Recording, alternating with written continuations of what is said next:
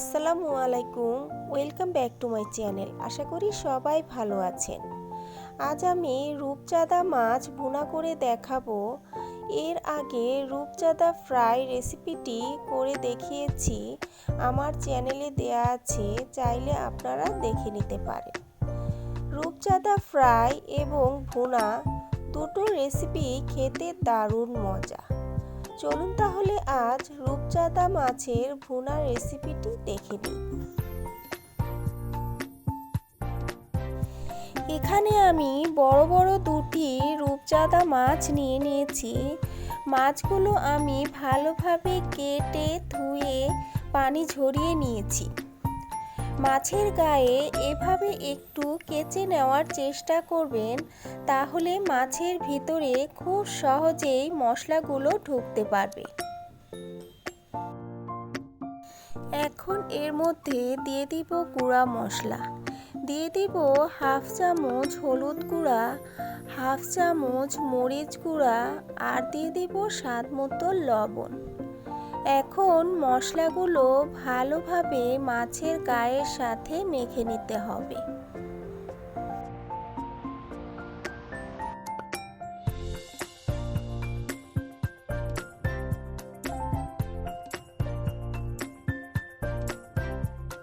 মাছের গায়ের সাথে মশলা আমার মাখানো হয়ে গেছে।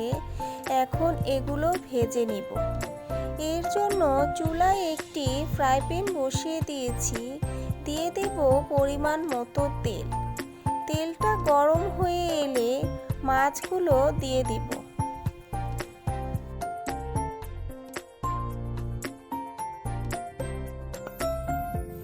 এপিঠ ও পিঠ উল্টে পাল্টে মাছগুলো ভালোভাবে ভেজে নিতে হবে।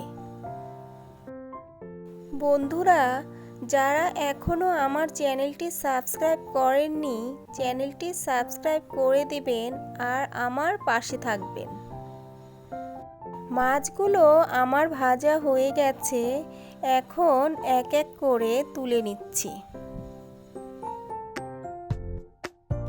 এখন এই তেলের মধ্যে দিয়ে দেব 2 টেবিল চামচ পেঁয়াজ বাটা, 2 টেবিল চামচ টমেটো পেস্ট, 1 চা চামচ আদা রসুন বাটা।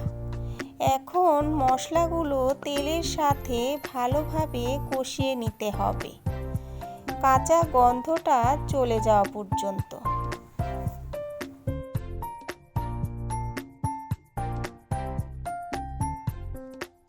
সামান্য একটু পানি দিয়ে দিচ্ছি, যাতে করে মশলাগুলো পুড়ে না যায়।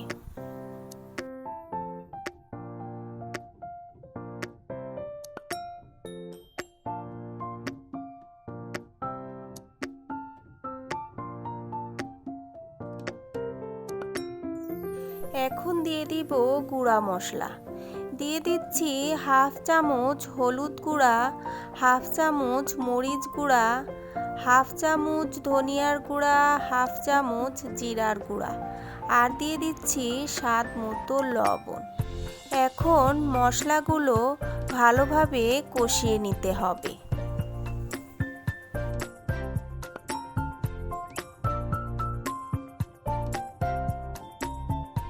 অল্প অল্প পানি দিয়ে একটু সময় ধরে মশলাগুলো কষানোর চেষ্টা করবেন। যে কোনো তরকারির মশলাটা একটু সময় ধরে কষিয়ে নিলে তরকারির স্বাদটা দ্বিগুণে বেড়ে যায়। মশলাটা আমার কষানো হয়ে গেছে। এখন এর মধ্যে দিয়ে দিব ভেজে রাখা মাছ।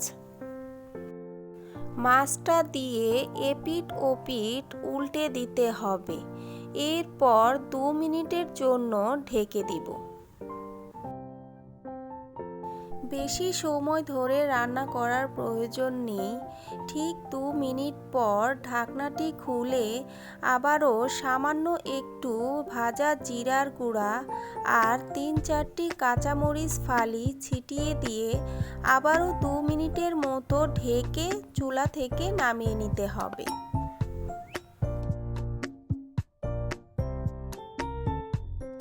তৈরি হয়ে গেছে রূপচাঁদা মাছের ভুনার রেসিপি। রেসিপিটি খুবই সহজভাবে দেখানোর চেষ্টা করেছি। আশা করি সকলের কাছে ভালো লেগেছে। আর ভালো লেগে থাকলে ভিডিওতে একটি লাইক, কমেন্ট আর শেয়ার করতে ভুলবেন না। আল্লাহ হাফেজ।